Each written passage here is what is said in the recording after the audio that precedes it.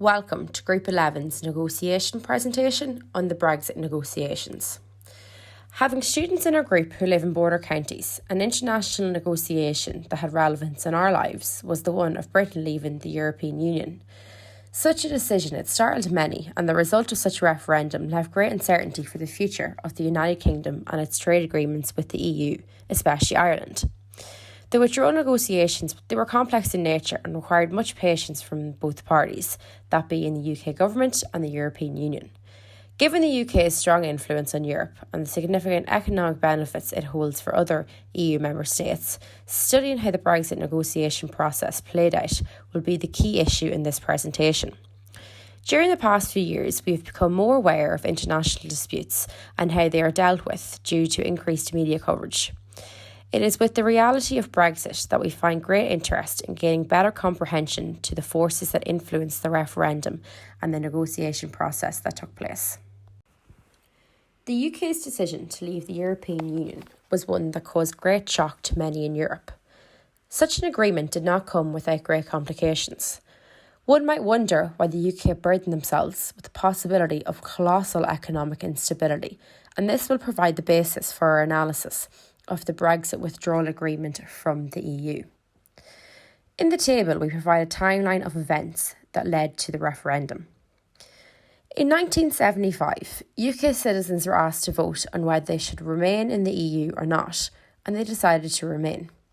However, the UK government were continued to be put under pressure regarding their relationship with the EU, and a referendum took place in June of 2016 regarding this.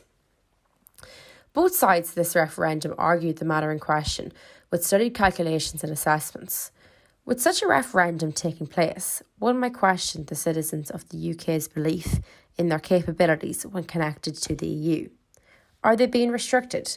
Can the UK compete better globally if they are not tied down to EU procedures? UK citizens wanted change. This was backed by the Leave campaign's war cry phase, Take Back Control. It gained huge interest on issues such as immigration. The overpopulation of the country, which caused implications for infrastructure, public services and has contributed to the housing shortage, led the UK Leave voters to believe that the failed doings of the current government could be rectified if they did not have to comply to EU regulation. Such a campaign led successful, with over 51% of UK citizens voting to leave the EU. After over 2 years of negotiations, the UK finally left the EU in 2020. To aid in the process of disentangling the UK from more than 40 years of deep economic and regulatory integration with the EU, the UK government published a white paper defining the Brexit discussion's aims. As with any discussion, both parties had to foresee stalemates and probable agreements in the event of Brexit. Negotiators needed to set the reservation value, or the lowest acceptable agreement value. If the deal is less than the value of the reservation, it is best to decline and pursue the BATNA. The BATNA was determined to be based on World Trade Organization's regulations, a customs union, the Switzerland model, the Ukraine Plus model, or the Norway model in the case of Brexit. The UK's ability to negotiate an agreement is contingent on its best alternative to a negotiated agreement, which is also known as BATNA, being superior than the EU. What is critical is how the opposing side views this characteristic. While a no-deal Brexit would be detrimental to the United Kingdom, it would also be detrimental to the EU. The EU emphasised the UK's financial obligations and the residency status of EU nationals in the country.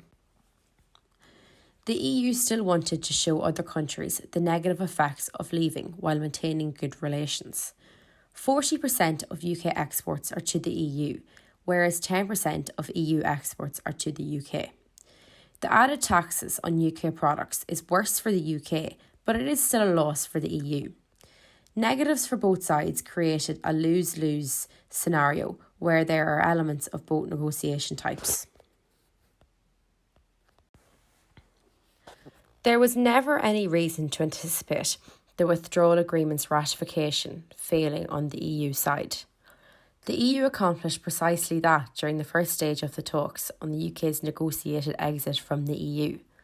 By insisting on agreement on key EU issues, the Northern Irish backstop, the rights of EU and UK people, and the UK's financial commitments, prior to even discussing the future relationship, they won a significant victory in Phase 1. As a result of its early success in the EU, the UK has less negotiating leverage in Phase 2 of the future partnership negotiations.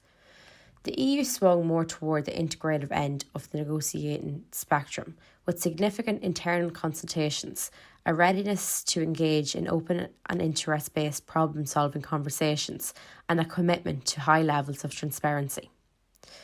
Rather than engaging in a problem-solving process, UK negotiators viewed negotiations primarily in win-lose terms, in which sides were required to defend their views and press their negotiating partner to make concessions. The UK skewed more toward distributive policies, owing to a lack of interaction and consultation with domestic constituencies, a concentration on defending predetermined stances, and a lack of openness.